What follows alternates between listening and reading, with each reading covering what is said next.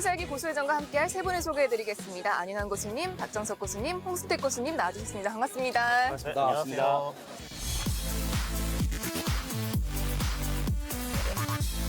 오늘 세 분 어떻게 눈빛이 좀 지난번보다 더 반짝반짝거리는 것 같아요? 주변에서 또 본 사람이 또 지인 추천을 또 하고 이렇게 해서 들어와서 방송 보고 이런 사람들이 많더라고요. 혹시 다단계 그렇죠. 이 이야기는 처음에는 믿지 않았는데 영국에서부터 시작됐어요. 아니 무슨 행운의 편지도 아니고. 네, 알겠습니다. 오늘도 한번 세 분의 활약 기대해 보겠습니다. 네, 방송을 보시다가 이 세 분과 함께하고 싶으신 분들은 샵 5930으로 문의 주시거나 카카오톡 채널에서 고수회전 안인환, 박정석, 홍순택을 검색하시고 친구 추가해 주시기 바랍니다. 네, 그럼 오늘도 필살기 고수회전 힘차게 시작해 볼까요? 고수들의 수다.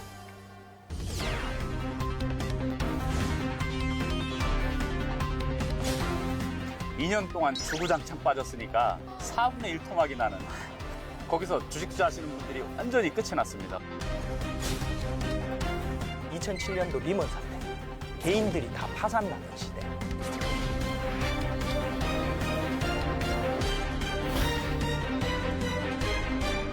(2020년에) 주식을 시작하신 분들은 엄청나게 울고 웃었던 한 해가 됐을 것 같아요. 아무래도 주식 프로그램을 진행을 하다 보니까 주변에서 여러 가지 이야기를 좀 많이 물어보는 편인데, 상승장이야 아무 걱정 없지만 폭락장에서 주식을 사야 될 때냐, 아니면은 들어가기 아직 위험한 거냐라고 좀 물어보는 사람들이 좀 많은데, 근데 이제 개인 투자자분들이 어떤 징후라든지 조짐이 있었기에 그런 큰 출렁거림이 있었느냐, 이걸 제일 궁금해 하실 것 같아요. 네. 그 달무리가 지면 비가 오고, 기러기가 날아가면 폭풍우가 몰아치고, 그 징조를 보면 때를 알아라. 오늘은 왜 명언 안 하나 했다? 주식장에도 이런 징조들이 있는데, 예를 들면 우선주 열풍, 또 스펙주, 그리고 묻지마 상승. 아무런 제조가 없어요. 근데 계속 막 상한가를 연상으로 쳐요. 이런 종목들이 출현한다. 아, 그러면 바로 그날이 왔구나. 이런 것들이 이제 상승장의 만렵에 나오는 징조들이고요. 폭락장에서 사실 가장 좋은 종목은 현금이에요. 현금을 최대한 마련해 놓으면 종목이 많이 떨어졌다? 얼마든지 투입할 수 있어요. 근데 폭락장에서 종목에 다 물려있다? 내 비중이 100%다? 폭락장에서 대비가 안 돼요. 주위에서 이 주식 투자 안 하던 사람들이 갑자기 주식 투자하는 경우, 그런 거 보면은 조금 조심은 해야겠다. 이것이 정말 시장의 어떤 변곡점이 되어서 폭락할지 안 할지는 모르겠지만은 그래도 좀 우리가 경계를 할 필요는 있다라는 제 의견입니다. 저도 좀 약간은 조금 요즘에 좀 걱정되는 부분이 있긴 있어요. 어떤 부분이요? 저희 집사람이 주식을 작년부터 하기 시작을 했습니다. 정말요? 예. 후, 신나, 소액으로 신나. 하고 있는데 후, 보니까는 신나, 종목수가 신나. 매일 늘어나요. 예. 집에 전문가가 있어도. 근데 그러더라고요. 제가 조언을 하려고 하니까는 가족은 건드리는 거 아니라고. 그래서 그냥 저는 그냥 포기하고, 그래 한번 마음껏 한번 해봐라라고 봤는데, 제가 가끔씩 이렇게 보거든요. 네. 보니까 종목수가 자꾸 늘어나요. 살짝 봤더니 30개가 넘더라고요. 어머, 30개면 진짜. 예. 우리 소위 말하는 모내기 매매 기법이라고 해서 모내기요? 뭐 심으시는 거예요? 최근에 이제 모내기 기법이란 말이에요. 그래서 어떤 분을 보니까 비중 2%씩 50종목을 산 거예요. 종목당. 이런 것들이 언제 이제 무너지기 시작하냐면, 아까 말한 이런 하락의 징조가 나오기 시작하면 종목은 이미 전체적으로 와르르 무너져 있는 거죠. 그래서 저 같은 경우에는 그 우리 네. 컨셉이 1일 1강 당일 매매하는 호떡 매매잖아요. 아, 네, 그렇죠. 호떡은 빨리빨리 안 뒤집으면 탄단 말이에요. 네. 그래서 다시 한번 강조드리지만, 이 폭락장에서 살아남는 것은 호떡 매매뿐이다. 당일 사서 당일 파는 게 최고다. 그래서 거기에 뜨거운 설탕물 나와서 개요. 난 그거 못 먹겠던데. 호떡 되게 좋아하시는 한 대표님. 저 같은 경우는 우리 남희 씨 같은 분들이 네. 이제 조금 주식을 알 때 숫자를 가지고 고점이다 저점을 잡거든요. 이거는 조금 위험한 발상이에요. 그럼 뭐를 기준으로 잡아야 되나요? 인위적으로 고점을 저점을 잡지 말고 주식을 살 수 있는 돈이 줄어드는 그 시점을 찾아보라라고 말씀을 드리고 싶어요. 주식을 살 수 있는 여력이 적어지는 시점. 가장 중요한 것은 정부의 정책입니다. 정부의 정책이 어떻게 쓰여지느냐에 달려 있어요. 예를 든다면 지금은 계속 돈을 풀어대고 있거든요. 네. 이유는 코로나 사태 때문에 경제가 계속 침체돼 있으니까 돈을 풀어서 경기를 계속 부양을 하는데, 코로나가 어느 정도 진정이 되고 경제가 다시 좋아지기 시작하는 시점을 제가 봤을 때는 한 3월, 4월 정도면 좋아지기 시작해요. 그러면 그때부터 더 이상 돈 풀기가 멈출 겁니다. 그러면 돈이 어떻게 되겠어요? 환수하겠죠. 그동안 많이 풀려나갔던. 그러면 이 대출을 받았던 사람들이 은행에 돈을 다시 갚아야 되는 시점이에요. 어디서 돈을 만들어서 갚을 수 있을까요? 주식을 팔아서 갚는 수밖에 없는 거예요. 매도가 나오는 시점은 제가 지금 현재 기준으로 봤을 때는 2월, 3월 정도가 되니까 1월 달부터는 비중을 축소하든 레버리지를 줄이든 신용을 줄이든 그런 조금씩 현금을 조금씩 확보해 나가는 전략을 쓰는 게 좋겠다. 이렇게 세 분 다 하락장에서도 살아남으셨잖아요. 세 분께서는 주린이 시절 소위 말하는 깡통 차보셨나요? 저도 신용불량자도 돼보고 맞아.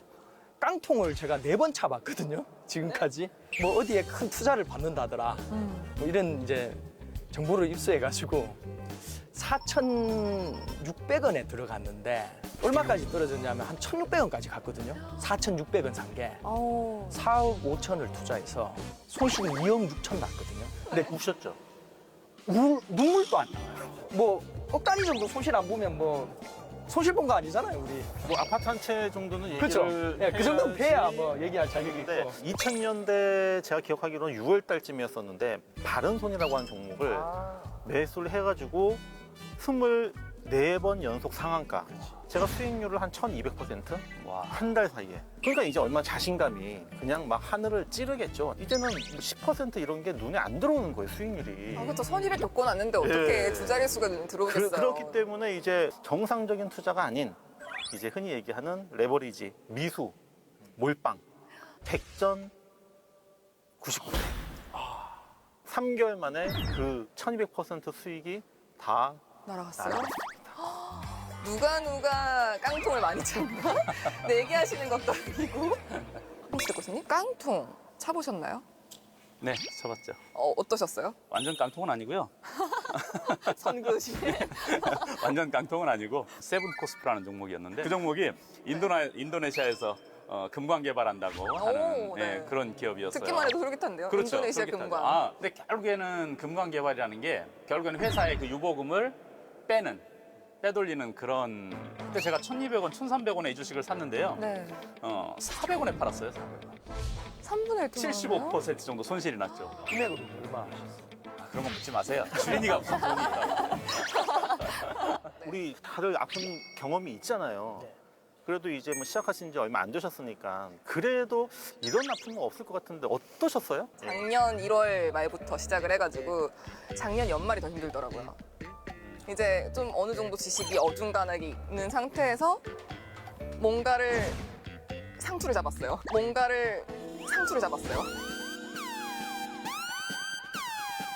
상투를 잡았는데 그게 그렇게 떨어질 줄 몰랐네요. 아직까지 회복이 안 돼요. 말할 수 없습니다. 네, 방송을 보시다가 이 세 분과 함께하고 싶으신 분들은 샵 5930으로 문자 주시거나 카카오톡 채널에서 안인한 박정석, 혼성택을 검색하시고 친구 추가해 주시기 바랍니다. 근데 저 같은 경우는 이렇게 샀는데 떨어지기 시작하면은 봐서 여기가 최저점인 것 같아. 곧 올라갈 것 같아. 이래서 좀 물타기를 하는 편이거든요. 물타기를 뭐 한 번 할 때도 있고 두 번 할 때도 있고 연속을 할 때도 있는데 전문가분들은 물타기에 대해서 어떻게 생각하시는지.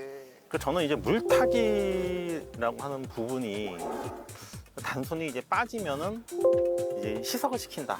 그러니까 손실 부분을 희석을 시키기 위해서 샀는 것을 물타기라고 얘기를 많이 하는데, 근데 이것을 이제 조금만 말을 바꾸면은 이제 분할 매수라고 우리는 얘기를 할 수 있거든요. 뭐 계획적으로 하면 분할 매수고. 그렇죠. 그래서 네.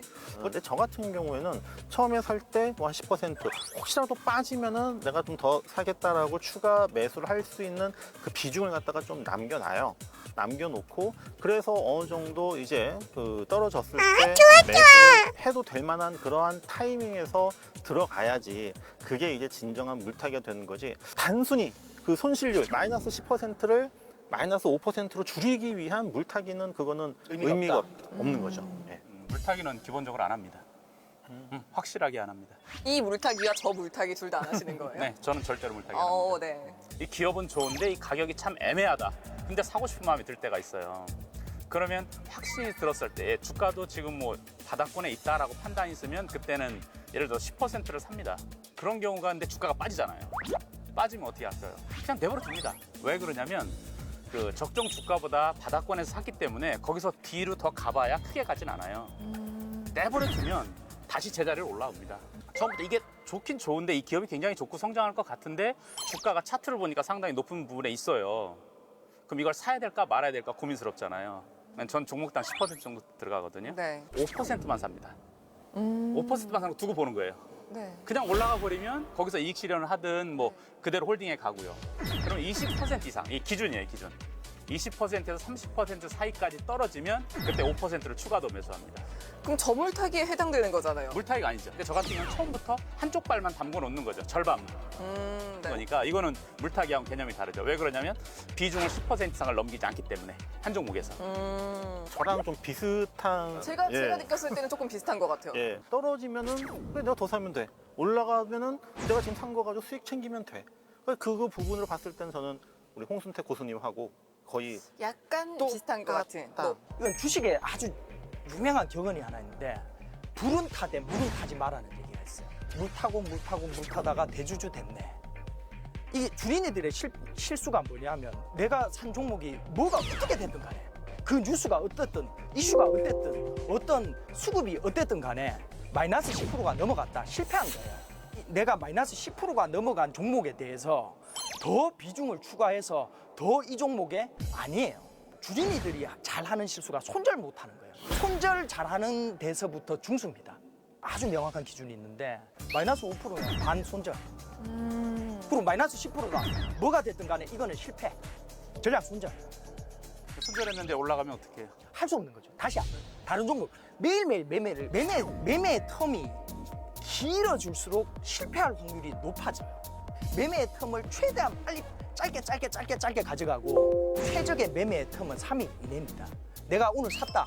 3일 안에 안 가면 본전이든 마이너스 5%든 플러스 5%든 익절하든 손절하든 하십시오. 그리고 새로 하십시오. 모든 종목을 다 5%로 예. 일괄적으로 하는 거는 조금 무리가 있지 않을까라고 생각을 하는 게 좀 변동성이 적은 종목들은 그래 5% 정도면은 그래도 괜찮지만 변동성이 큰 종목은 잘못하면은 이제 그냥 손절이 되기 쉽지 않을까. 그래서 제가 이제 말씀을 이제 드리고 싶은 거는 네. 1%의 룰이 있습니다. 이게 1% 룰이라는 것이 1% 손절한다는 게 아니에요. 어떤 종목을 손실을 볼 때 전체 계좌에서 손절하더라도 전체 계좌에서 손실을 1%로 제한하자. 내가 감당할 수 있는 손절 범위. 그러면은 어떤 종목은 변동성이 굉장히 커요. 이 종목은 마이너스 15%의 손절할 수도 있어요. 하지만 대신에 이 종목은 변동성이 크기 때문에 종목을 들어갈 때 비중을 많이 들어가는 것이 아니라 조금만 들어가서 손절을 치더라도 바로 1%의 손실만 제한을 시키는 거고요. 어떤 종목은 변동성이 적어요. 이런 종목은 손절률을 뭐 3%, 4%로 할 수도 있어요. 대신에 이 종목은 비중을 많이 들어갈 수가 있어요. 그래서 어떻든 간에 손절을 하더라도 그냥 무조건 손실 범위는 전체 내 투자금액에서 1%로 제한을 한다. 종목마다 손절률을 달리 가져가는 것이 바로 1% 룰입니다. 우리 그 시청자 여러분들이 궁금해하는 건 어떤 종목에 과연 1%를 적용하고 어떤 종목에 15%를 적용하는지. 제가 고수회전 방송에서 변동성을 판단할 수 있는 그 지표를 갖다가 제가 소개를 해드렸었어요. 저 같은 경우는요, 손절은 거의 안 하는 편입니다.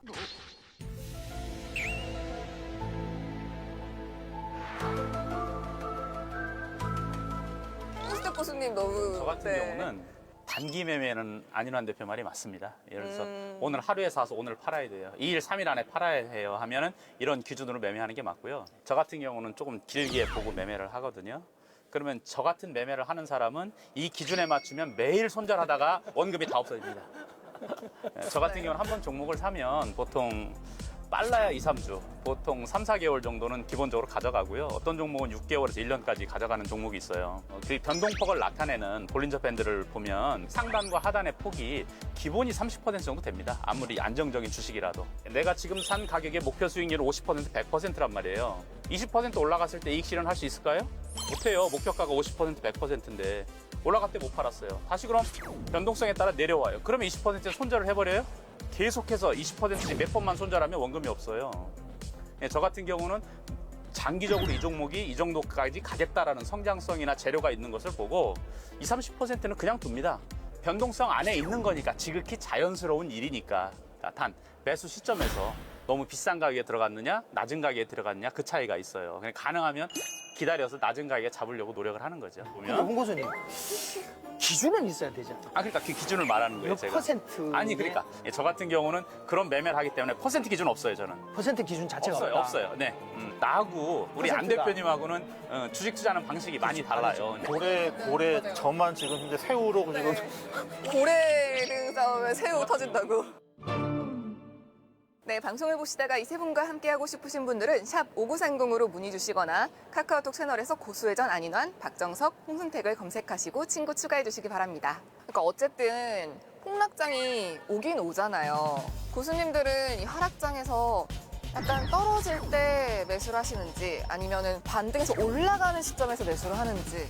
저는 나름대로 기준을 어떻게 정했냐면 지수가 상승한 기간을 봅니다. 2000포인트에서부터 지금 2700포인트까지 오는 기간이 몇 달 걸렸느냐.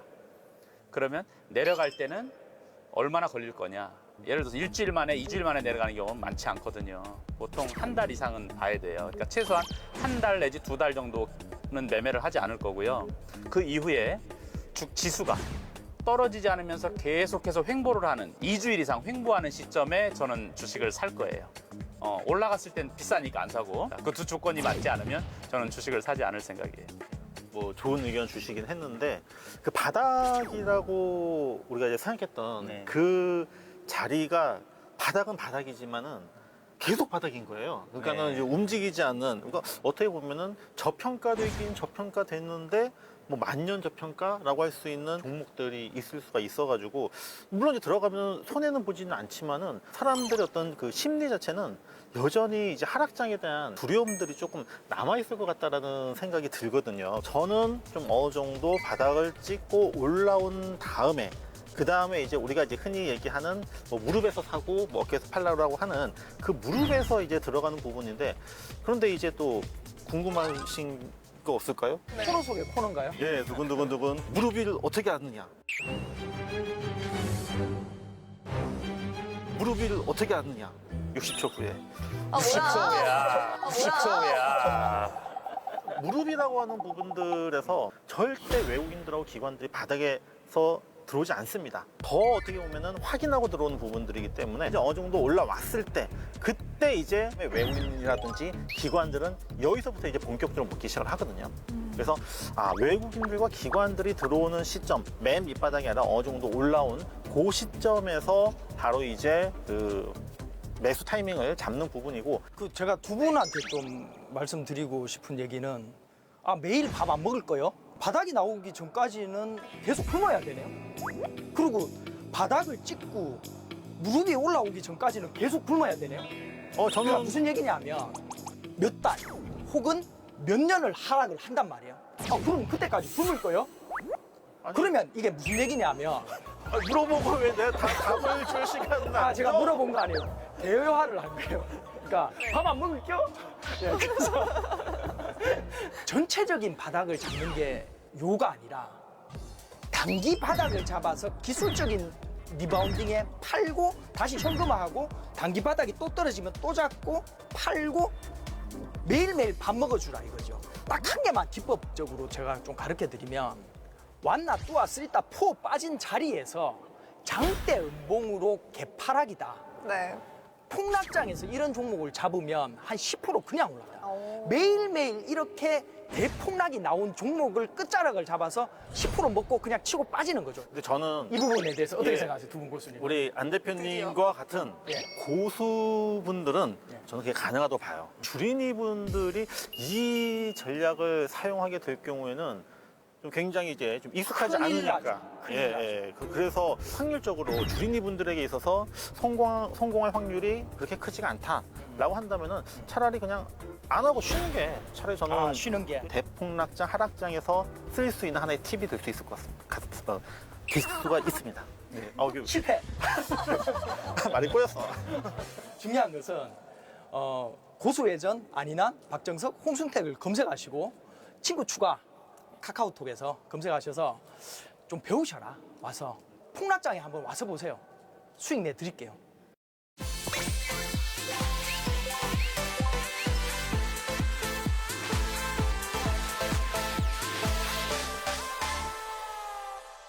뻔하고 톡톡 튀는 아이디어로 뉴스 속 테마주를 찾아보는 시간, 고수들의 펀탁톡.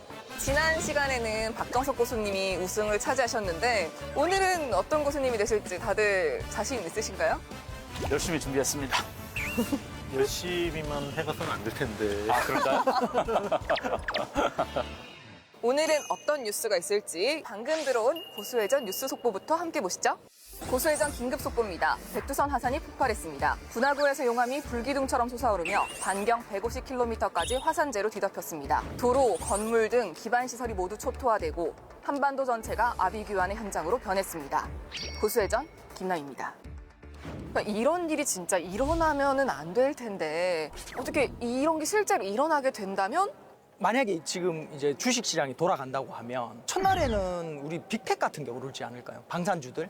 그 다음에는 전 종목이 이제 다 빠지겠지만 이제 도로 복구, 의료, 식량, 또 식량 좋다. 터널 다시 뚫는 거, 뭐 특수건설 이런 거. 그 다음 차수로 올라가지 않을까.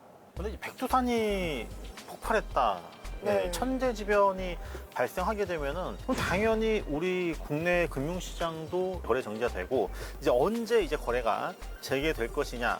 근데 그 부분은 금융당국에서 이제 결정을 하겠지만은 다시 재개가 되는 그 시점에서 이 충격이 계속 오래 갈 것이냐 아니면 그냥 일시적일 거냐에 따라 가지고 개장을 했었을 때 시장이라든지 종목들이 크게 폭락을 하든지 아니면은 뭐 살짝 폭락했다 다시 올라온다라든지 이렇게 좀 달라질 것 같아요. 오늘은 또 어떤 아이디어를 내주실지 기대가 됩니다. 저는 일단 오늘 핑크색을 입었으니까 핑크색부터 뽑아볼게요. 뭐지? 고통 관련주? 고통 관련주 전데요. 고통 관련주가 어떤 게 고통 관련주일까요? 맞추시면 상금 있습니다. 그래요? 요즘에 이제 코로나도 코로나 블루 우울증 이런 것이 있듯이 그런 어떤 정신적인 고통과 관련된 게 아닐까? 제가 너무 잘 집었나? 정신적인 그런 트라우마를 치료하는 그런 부분으로 봐야 된다는 이야기인가요? 예, 자, 고통 관련주는 고등어 통조림 관련주입니다. 고등어 통조림 관련주입니다. 그래서 노잼. 화산이 터졌을 때 노잼. 화산재가 몇몇치를 비가 내릴 거예요. 그러면 한반도에 존재하는 모든 동식물들이 다 죽어요. 이거는 필리핀 대화산 폭발 때 한번 있었던 일이에요. 가장 중요한 게 뭐냐 하면 지속성이 있는 그 다음에 꼭 필요하냐. 화산재가 내리고 나면 지속적인 식량 부족 문제가 발생할 거다 이거죠. 통조림도 이제 초반에 소비를 하고 나면 없어질 거 아니에요. 더 이상 이제 재배가 안 되니까 그럼 뭘 먹어야 될까요? 가자. 바다로 가자. 백두산 화산이 폭발하면 장기적으로 고등어 통조림 관련주가 계속 지속적으로 식량 관련해서 올라갈 수밖에 없다. 통조림 관련주로 가자. 이 장기화됐을 때 네. 고등어만 먹으면은 물리지 않을까요? 그래서 꽁치 관련주도 그냥 통조림 관련해서. 그렇죠. 통조림 관련주로 가자. 네, 알겠습니다. 그럼 다음 거 한번 뽑아보도록 할게요. 노란색. 모르겠다. 이거 노란색, 이거 파란색. 파란색 들어봐요. 틀렸어. 웬일이야? 인공태양 관련주. 알고 싶은 나의 마음 바보 같은 나의 마음 태양이 싫어 지금 그 공중에다가 그 인공 태양을 갖다가 만들어가지고 빛을 갖다가 쏘겠다라는 것이 아니라 그 태양 안에 그 어떤 핵이 이제 융합이 되어가지고 폭발하는 그 에너지를 새로운 어떤 에너지원으로 만들자라고 하는 거예요. 남이 앵커님도 인공태양 했을 때 태양을 하나 더 만들어가지고 띄워보자라는 그런 생각을 하셨죠? 아니요? 아니요? 안 했어요. 하셨구나. 아니요. 자, 우리가 이제 이 전기를 얻기 위해서 태양광을 하려고 한다면은 발전을 못 하겠죠. 태양이 없으니까. 그다음에 풍력 발전이 있어요. 이 돌리는 그 터빈 기관들 이게 막 그 화산재 때문에 못 돌릴 것 같아요. 그렇다면 남는 게 이제 화력 발전? 가뜩이나 지금 막 화산재 때문에 지금 공기가 굉장히 오염돼 있는데 이것도 사용 못 하고 원자력 발전이 있겠지만 화산 터지는 순간 자칫 일본의 후쿠시마 원전 사태와 같은 이런 상황이 발생하게 됩니다. 그러면은 전기를 만들 수가 없어요. 그럼 여기서 우리의 대안은 뭐냐면은 바로 인공태양이라고 하는 거거든요. 인공태양 같은 경우는 핵융합이에요. 그래서 이 핵융합을 위해서는 수소가 이제 필요한 부분들이고 이 수소는 바닷물이라든지 리튬을 이용해가지고 이거 만들 수 있거든요. 근데 바닷물 1리터를 가지고 이 인공태양을 통해서 에너지를 만들 경우에 휘발유 300리터에 해당되는 그러한 에너지를 낼 수가 있다고 합니다. 아직 지금 상용화는 되지 않고 있지만은 지금 우리나라가 지금 굉장히 지금 현재 앞서가고 있어요. 인공태양 관련주가 바로 이 백두산 폭발로 인해 가지고 가장 아마 각광을 받고 현실적으로 대안이 될 수밖에 없다고 생각했기 때문에 저는 인공태양 관련주를 가져왔습니다. 네, 알겠습니다. 저는 이제 번외로 일단 네. 뭐 나갈지 안 나갈지 모르겠지만 시멘트 관련주. 시멘트랑 화산재랑 결합을 하면은 굉장히 강도가 아, 그치. 세진다고 해요. 그럼 시멘트 업체들이 이 화산재 막 지금 막 길거리에 있는 거 이거 갖다가 놔둘 이유가 없죠. 이것을 잘만 활용을 하면 시멘트 업체들에게 있어서는 굉장한 또 큰 수익원이 될 수 있겠구나. 한번 또 테마주로 한번 제가 또 생각을 해본 게 있어요. 이게 번외편. 알겠습니다. 그러면 마지막으로 남은 파란색 종이 뽑아보도록 할게요. 눈이 현란할 것이요. 자, 아, 파란색.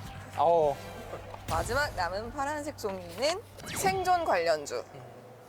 이 생존 관련주에는 뭐가 있을까요? 생존 관련주 물? 뭐 이런 게 있나요? 일반적으로 이제 화산이 폭발하면 용암이 분출하잖아요. 이게 땅속에 지하에 있는 용암이 바깥으로 나오는 부분이니까 그 지각이 변화가 올 거란 말이에요. 즉 지각이 변화가 온다는 얘기는 지진이 일어난다는 얘기죠. 지진이 일어나면 어떤 문제가 생기냐면 교량 같은 것들 그리고 건물 같은 것들이 흔들려요. 다른 말로 무게 중심이 좀 바뀐다는 얘기죠. 그러면 건물이 무너지거나 다리가 붕괴되는 일이 벌어져요. 한번 큰 지진을 겪고 큰 어려움을 겪었으면 그 이후부터는 정부 정책이 나올 수밖에 없거든요. 의무한다든지 뭐 예를 들어서 뭐 진도 7 정도는 견딜 수 있도록 뭐 아파트를 지어야 된다든지 뭐 이런 상황이 벌어질 것 같아요. 그러면 이제 그 관련된 수혜주가 가장 빠르게 현실적으로 교량 같은 데 이렇게 좀 충격을 완충해주는 그런 것들 그리고 건물에 들어가는 그런 완충제 같은 것들 생산하는 내진 설계에 관련된 설비 업체들이 아마 굉장히 크게 각광을 받을 수 있을 것 같아요. 세 분의 톡톡 튀는 테마주 이야기 잘 들었고요. 지금까지 이야기한 세 분의 테마주는 전문가 개인의 의견일 뿐 실제 투자와는 무관하다는 점 알려드립니다. 너무 어려가지고 오늘 마지막으로 어필 한마디씩? 한 문장으로만 어필해주세요. 2문장 넘어가면 탈락이에요. 왔노라, 보았노라, 이겼노라. 태양이 싫어, 태양이 싫어. 네, 홍스택 교수님. 돈 벌고 싶으면 이 주식을 사라. 네, 제가 드디어 발표해야 될 시간이 왔는데 어떤 분을 선정했는지 제작진께 말씀을 드렸거든요. 오늘의 펀톡톡의 우승자는 두구두구두구두구두구두구두구두구두구두구두구두구두구 박정석 교수님 축하드립니다. 2번 연속으로 소학주 발언권을 가져가시네요. 예, 뭐 저는 예상을 했었습니다. 예. 또 예상하셨다고요? 역시 좀 신박함. 예, 좀 남들이 생각하지 못하는 그 부분이 아니었을까라는 자신감입니다. 네, 방송을 보시다가 이 세 분과 함께하고 싶으신 분들은 샵 5930으로 문자 주시거나 카카오톡 채널에서 고수회전 안인환, 박정석, 홍순택을 검색하시고 친구 추가해주세요. 당신의 포트폴리오를 점검해드립니다. 전지적 보수 시점. 오늘은 어떤 분이 신청을 해주셨는지 함께 만나보겠습니다. 안녕하세요. 제가 주식을 시작한 건 한 2년 전쯤 비트코인 붐이 일었을 때 10만원, 20만원 이렇게 시작을 처음에 했었고요. 지금 어느새 이제 1000만원 정도가 되어 있더라고요. 용돈벌이로 그냥 해야지라는 생각을 가졌던 터라 단타로 사고 팔고 그랬었던 것 같아요. 그리고 당시에는 바이오 주식들이 오름세가 크더라고요. 그래서 그 종목들을 샀었던 것 같고, 그렇게 주식을 하다가 제가 출산하고 육아하면서 이제 주식을 거의 들여다보질 않았어요. 그리고 나서 어느 날 들어가 봤더니 한 몇 개가 거래 정지가 되어버린 종목들이 있더라고요. 그래서 올해 4월쯤 다시 주식을 하기 시작했는데, 시기가 시기인 만큼 코로나 관련주에 관심이 좀 많이 있고, 환경, 수소 에너지 이런 데 조금 관심을 가지기 시작했습니다. 지금 제 상황이 총체적 난국인데요. 여기에 약간의 희망을 가져도 되는지, 어떻게 정리를 하면 좋을지 저한테 좀 많은 조언 좀 부탁드리겠습니다. 교수님들이 보시기에 이 포트폴리오의 가장 큰 문제점 뭐라고 생각하시나요? 네, 종목을 선택하는 방법을 전혀 모르시면서 누가 좋다더라 이야기만 들으면 그냥 무조건 따라서 사고, 손실이 나면 손절 안 하고 그냥 가지고 계신 그런 매매를 하신 것 같습니다. 그러지 않고는 절대로 이런 포트가 나올 수가 없고요. 지금 매매하신 종목들을 전부 다 보면 전부 다 테마성 종목들이에요. 테마성은 먼저 사고 먼저 파는 사람이 승자고, 늦게 사고 늦게 파는 사람이 패자입니다. 개인 투자자들은 항상 패자일 수밖에 없어요. 주식이라는 것은 패션입니다. 패션으로 보면 패션 테러리스트예요. 그래서 나팔바지에 꽃남방 입던 시절이 있었죠. 한 10몇 년 전에. 지금 이제 그 패션을 입은 거예요. 제약 바이오 섹터를 건드렸는데, 현재는 코로나 관련 제약 주냐 아니냐에 따라서 극명하게 달라지는데, 이 중에서 코로나 관련 주가 거의 없어요. 이게 이제 중요 지단이고, 그 다음에 정말 중요한 거는 손절 못함. 일단 저는 종목 수가 좀 너무 많다. 15개 종목을 내가 수시로 계속적으로 확인할 수도 없고, 가격이 어떻게 되는지도 잘 모르는 그런 부분들이기 때문에 일단 제가 볼 때는 관리가 안 돼요. 어떤 종목 같은 경우에는 비중이 1% 미만이에요. 사실 계좌에 큰 영향을 주지 않거든요. 이런 종목들을 차라리 그냥 과감하게 정리를 하는 게 제가 볼 때는 가장 깔끔한 포트로 만들 수 있는 하나의 지름길이 될 수 있을 것 같습니다. 그 다음에 이제 그 종목을 이제 뭐 보게 되면은 이 제약 바이오 섹터 종목들이 굉장히 많습니다. 신청자분이 바이오주들을 가지고 있지만 시장에서 바이오주들이 꾸준히 상승을 했던 거에 비해서 큰 수익을 거두진 못하셨거든요. 이건 뭐가 문제점일까요? 바이오가 네. 사실 좀 많아졌어요. 모든 바이오가 다 갈 수는 없거든요. 바이오 안에서도 유행하는 그러한 어떤 때를 갖다가 놓친 게 가장 좀 문제가 아니었을까. 네, 바이오주 투자할 때는요, 늘 생각해야 되는데 임상이 4단계로 진행이 됩니다. 제약 바이오의 부가가치는 임상 이상, 결과가 바로 부가가치를 결정한다. 이게 포인트입니다. 여러분들 임상 이상에 성공을 하면 3상에서 성공 확률은 60에서 70%까지 올라갑니다. 임상 이상이 확실하게 성공이 됐고 아주 기준치를 월등히 뛰어난 수치로 넘어서면 그때부터는 기업의 가치가 기하급수적으로 늘어납니다. 왜 그러냐면 해외 글로벌 빅파마, 즉 대형 제약사들이 기술 수출해가겠다고 줄을 섭니다. 그래서 기업 가치가 극대화가 되는 거거든요. 굳이 투자하려고 하면 임상 이상을 통과했느냐 안 됐느냐 보고, 내가 임상 이상을 분석할 능력이 안 되면 증권사 리포트를 여러 회사 것을 복수로 보면 이 부분에 대해서 상당히 좋다라는 평가가 지배적일 경우에는 비교적 좀 안심이 되고요. 이 엇갈리는 경우가 있어요. 그런 경우에는 가능하면 피하는 게 좋겠다. 그럼 이분 같은 경우에는 지금 보면 마이너스 90% 넘는 게 있고 여러 가지가 있는데, 이럴 때는 사실 뭐 손절하기도 너무 금액이 커요. 그렇죠. 그럼 어떻게 해야 하는지. 당신이 어디서 무엇을 하는 누구이든 간에 그냥 내가 이 포트라면 현재 자리에서 그냥 다 손절하고 새 출발하십시오. 내가 지금 가지고 있는 종목이 상승 가능성이 있는 자원이 아니라 끊임없이 나의 계좌에게 손실을 안겨주는 짐입니다. 나 정말 손절 못하겠고 마이너스 90%고 나 손도 못 댈 것 같아. 그럴 때 어떻게 해야 되느냐? 하루에 10주도 좋고요, 100주도 좋아요. 할 수 있는 만큼만 매일매일 그냥 파십시오. 그렇게 팔다 보면 네. 이제 손절을 배울 수 있게 돼요. 저라면 이런 종목들을 조금 과감하게 좀 교체 매매를 했으면 좋겠고요. 똑같은 실수를 반복하지 않기 위해서는 최소한 재무제표는 보자. 그러면 위험 부담은 피할 수 있다.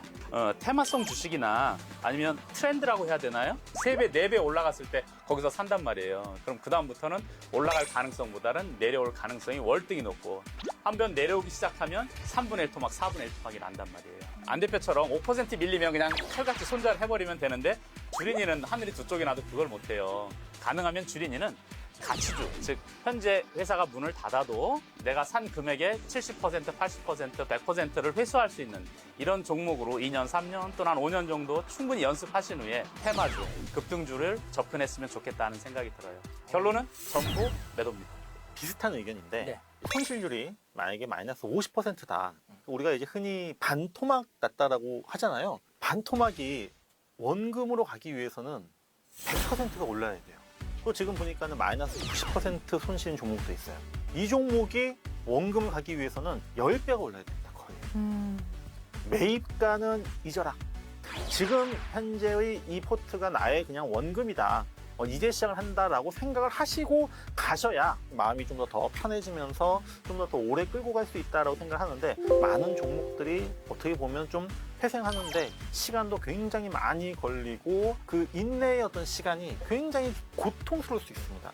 길게 시간이 걸릴 것 같은 종목은 차라리 그냥 지워버리고 좀 더 빨리 움직일 수 있는 새로운 종목으로 바꿔 타는 것이 저는 어떤 해결책이다라고 저는 생각을 해요. 박 교수님은 몇 종목 정도가 적당하다? 저는 4종목에서 많으면 7종목? 우리 홍 교수님은 몇 종목? 저는 10종목 전후를 보유합니다. 종목. 그러면 몇 종목이에요? 종목을 슬림하게. 정말 시청자 여러분들한테 제가 좀 당부드리고 싶은 거는 3종목이네. 그래서 3종목. 저는 10종목 정도가 좋다. 그 가운데 있는 4개에서 7개 종목. 이게 정답이라는 거죠. 기회주의자. 이분이 이제 관심 있는 섹터가 수소 에너지와 관련해서 좀 관심이 있다고 하셨는데 이 섹터에 대해서는 다들 어떻게 생각하시는지. 사실 글로벌의 주요 기업들이 탄소 중립을 선언하면서 수소가 친환경의 어떤 대안 이런 걸로 부각되고 있는데 네. 특히나 뭐 한화 그룹들이 주로 좀 이쪽에 요즘 핫하죠. 태양광을 이용한 그린 수소 에너지를 생산하는 거는 하나 솔루션. 이걸 저장하는 하나 파워 시스템. 그래서 수소 관련 섹터는 사실 코로나의 다음 대안으로서 상당히 유효한 섹터가 아니냐라는 의견이에요. 시청자분이 갖고 계신 이제 종목 중에 현대 로템 같은 경우에는 우리가 철도주로 많이 알고 있지만 이제 수소 에너지 지금 사업을 지금 중심으로 해서 기업이 이제 탈바꿈하려고 하는 이제 그런 시도들이 있거든요. 그래도 현대 로템 같은 경우에는 수소 에너지 쪽으로 좀 한 종목을 만약에 가져간다라고 한다면 전 나무랄 데 없는 종목이다라고 저는 보고 있습니다. 환경 문제도 중요하지만 더 중요한 것은 경제성이거든요. 수소 관련된 기업들이나 관련된 자동차들이 네. 석유를 떼거나 경유를 떼서 얻는 부가가치보다 훨씬 더 높아야 되거든요. 뭐 연료전지 쪽이나 아니면 다른 부분들 아직 경제성을 확보하기엔 좀 문제가 있어요. 이 부분이 해결이 안 되면 정부의 지원금으로 움직인다는 한계가 있어요. 그리고 시장이 폭발적으로 성장하기도 어렵고요. 가장 빨리 경제성이 있는 섹터가 바로 수소버스, 그다음에 두 번째로 대형 수소 화물차거든요. 지금 현대차에서 말 그대로 제가 말씀드린 수소버스는 이미 나왔고요. 대형 트럭을 지금 상용화를 계획하고 있고 조만간 나올 것 같아요. 근데 이런 부분은 정부 보조금 없이 충분히 경쟁력 있는 그런 기반을 가지고 있기 때문에 저는 현대차 쪽 관련된 쪽을 좀 봐야 되지 않겠나 그렇게 보고 있습니다. 수소차를 발전시키려면은 네. 소차는 어떤 방안 혹시 알고 있는 거 있으신가요? 수소차는 제가 생각하는 거는 암소차를 키우자. 암소차를 키우자. 신박한 아이디어, 신박한 아이디어. 주식을 이제 중단했다가 다시 들어가 보니까 일부 종목이 거래 정지라고 떴다고 해요. 이런 힘든 상황을 안 겪으려면 어떻게 해야 될지. 뭐 거래 정지가 되면 할 수 있는 게 없죠. 지금 또 상장 폐지가 막 설왕설래되고 있는 신라젠을 가지고 있다. 지금 바로 파세요, 신라젠. 왜 상장 폐지 얘기가 오고 가고 있는 종목을 왜 가지고 있어요? 그게 빵원이 되는데 이런 거래정지 종목은 사실 겁을 내야 돼요, 시청자들이. 거래정지 되는 거를 우리가 재무제표상에서 아주 간단하게 볼 수 있는 방법을 팁을 하나 가르쳐 드릴게요. 유동부채 비율이라고 있어요, 우리 재무제표에. 이것이 600%가 넘는 게 지속이 되고 있다. 이런 종목들은 무조건 피하셔야 돼요. 아주 짧게 팁이라고 하면 드릴 수 있는 부분이 뭐냐면 네. 3월 달이 되면은 이제 12월 결산법인이 감사 보고서를 제출하는 기간이거든요. 네. 이때 이제 감사 의견이 뭐 의견 거절이라든지 뭐 한정 이런 판정 받으면은 거래 정지되고 또는 관리 종목 혹은 또 상장 폐지되는 종목들이 그때 굉장히 많이 나와요. 그래서 3월 달에 좀 주가가 좀 이상하다, 막 동전주 이런 종목들은 진짜 조심해야 됩니다. 종목 수가 좀 너무 많다. 전부 다 테마성 종목들이에요. 패션으로 보면 패션 테러리스트예요. 납작 갈아엎어 주세요 하고 싶은데 오늘 예. 노래 자랑인가요? 제약 바이오 비중을 한 30% 정도로 줄여주시고요. 그 다음에 제가 좀 유망한 섹터라고 보고 있는 환경 관련 섹터에 한 20%, 그 다음에 또 수소 에너지 관련 이쪽 섹터에 한 20% 정도. 현금은 또 어느 정도 일정 정도 가지고 있어야 됩니다. 비중 5% 미만인 종목들은 그냥 싹 다 현금화 시키고요. 네. 시장에 따라서 또 시기마다 좀 유연하게 대응할 수 있는 하나의 무기이기 때문에 현금은 한 30% 정도? 이 정도로 포트폴리오를 짜시면은 좀 제가 생각하는 이상적인 포트폴리오가 될 수 있을 것 같아요. 가능하면 좀 아프시겠지만 전부 다 일괄 매도하고 앞으로 향후 안전하게 수익을 크게 낼 수 있는 섹터를 좀 찾아서 매매했으면 좋겠는데요. 조금 시간이 걸리더라도 제일 먼저 재무제표를 열어보시기 바랍니다. 재무제표 열어보시고 PER 10배 이내, PBR 1배 이내, 그리고 무엇보다도 가장 중요한 부채 비율도 100% 미만인 종목을 우선 선정을 하고 이 기업이 과연 성장성이 있느냐 없느냐를 신문이나 아니면 전자공시에 들어가셔서 기업 내용을 자세히 보시면 성장성이 있는지 없는지를 알 수 있어요. 그런 종목만 골라서 하시면 이런 참담한 계좌가 나올 수가 없습니다. 첫 번째 같은 경우는 임플란트 관련주를 중에서 한 종목을 좀 찾으셨으면 좋겠어요. 부채 비율과 자본 비율이 거의 1대1에 가깝고 수익도 잘 나고 있고 그리고 성장성도 중국 시장에서 아주 뛰어난 종목이 있어요. 재무제표 한 번만 딱 클릭해서 눌러보시면 찾을 수 있어요. 자, 그리고 두 번째 같은 경우는 전기차 소재주가 있어요. 이제까지 나왔던 혁신보다 더 큰 혁신이 내년에 본격적으로 일어나요. 네. 그리고 세 번째로 폐기물 관련된 주가 있는데 매립하는 사업은 영업이익률이 80%라고 그랬어요. 이걸 확장한 기업이 있어요. 매출액이 순이익으로 바뀌는 그런 기업이 있는데 뉴스 검색을 자세히 해보시고 증권사 리포트 보시면 그러면 여러분 눈에 들어오실 거예요.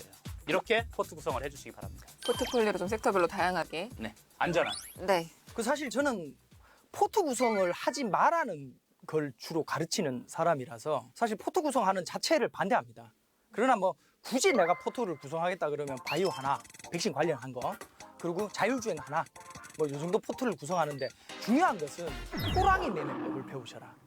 호랑이는 조그마한 토끼 한 마리 잡는데도 어떻게 잡냐? 살금살금 기어. 수풀 뒤에 호랑이가 숨어요. 최대한 근접까지 갔을 때 한 방에 덮칩니다. 이렇게 매매하십시오. 현금 들고 계시고요. 정말 좋은 게 나올 때까지 기다리십시오. 이렇게 하시면 살아남으실 거예요. 토끼를 잡을 때 빵! 원샷 원킬. 네, 신청해주신 분 세 분의 의견 잘 듣고 참고하셔서 현명한 투자하셨으면 좋겠고요. 혹시 더 궁금한 점이 있으시면 샵 5930으로 문자 주시거나 카카오톡 채널에서 고수회전 안인환, 박정석, 홍순택을 검색하시고 친구 추가해주세요.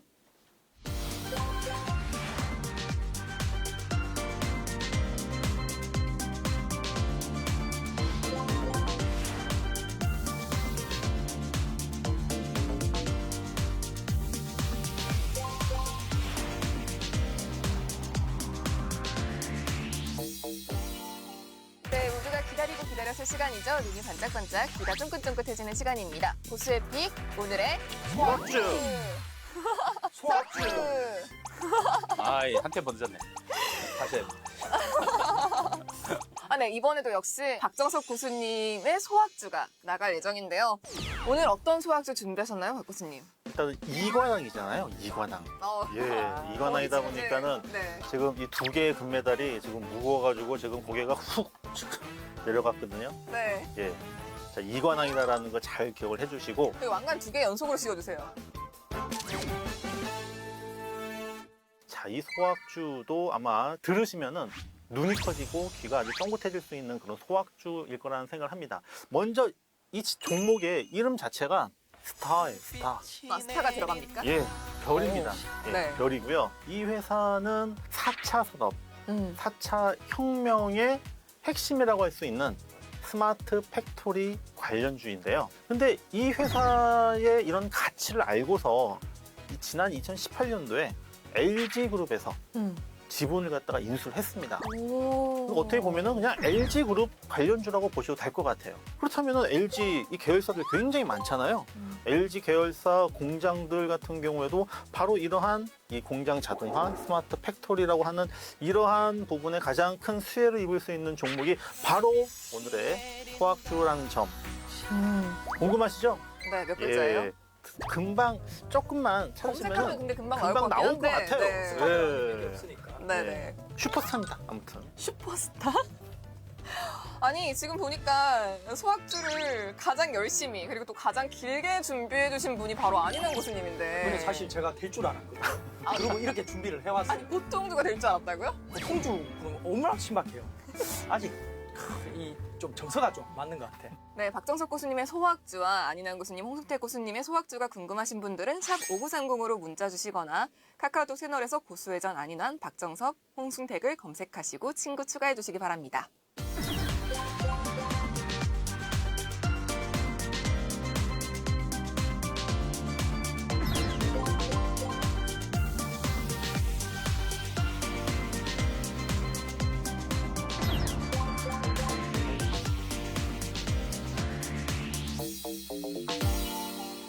모든 투자의 최종 판단은 시청자 여러분의 몫입니다. 현명한 투자하시길 바랍니다. 네, 저희는 여기서 인사드리겠습니다. 시청해주신 여러분 고맙습니다.